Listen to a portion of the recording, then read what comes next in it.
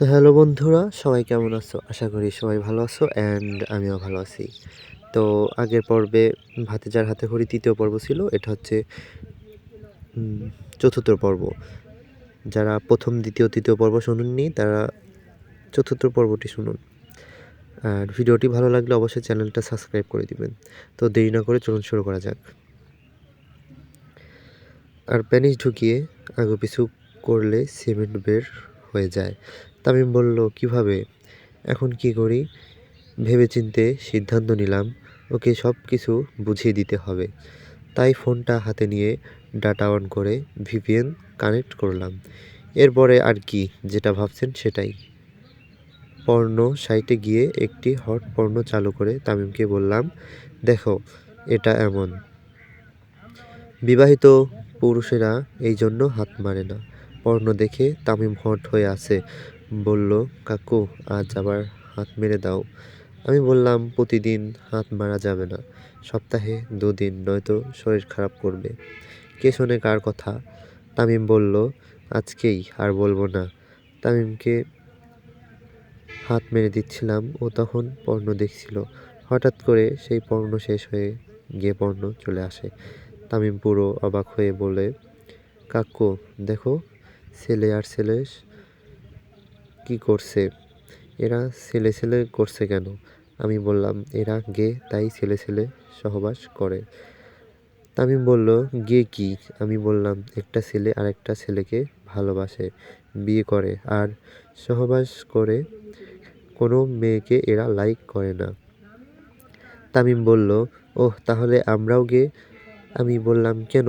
তামিম বলল, এই যে তুমি আমাকে ভালোবাসো, আমি তোমাকে ভালোবাসি।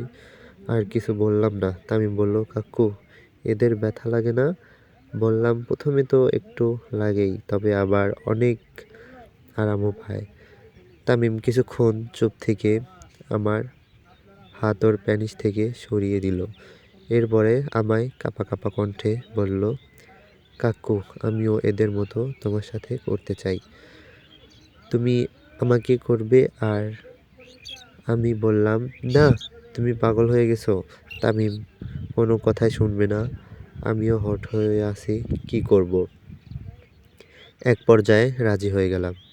এদের ড্রেসিং টেবিলের ওপর থেকে লোশন নিয়ে আসলাম আর বললাম, এখন বলো কে আগে করবে? তামিম বলল, তুমি আগে করো। আমি ভেবে দেখলাম, আগে তামিমকে করলে ব্যথা পেয়ে আর উৎসাহ থাকবে না। আর এখন আমার সত্যি মনে হচ্ছে আমি ওকে ভালোবেসে ফেলেছি। তাই বললাম, না, তুমি আগে করো। বলে লোশন ওর প্যানিসে আর আমার পেছনে লাগিয়ে নিলাম। এরপর তামিমকে বললাম, ফুটো দেখে ঢুকিয়ে দাও। ও ঢুকাতে পারছিল না। আমি ওর প্যানিস ধরে সেট করে ধীরে ধীরে ওকে চাপ দিতে বললাম। না, ও গল্পের অন্য সবার মতো জোরে ধাক্কা দেয়নি, ধীরে ধীরেই চাপ দিয়েছে। ওর প্যানিস চিকন হলেও জীবনের প্রথম পেছন দিয়ে প্যানিস প্রবেশ করানোর জন্য অনেক জ্বালাপোড়া করছিল। ৩-৪ মিনিট পরে যখন জ্বালাপোড়া কমে সহনীয় পর্যায়ে চলে এলো, তখন তামিমকে বললাম, আগুপিছু করাও তোমার প্যানিসটাকে।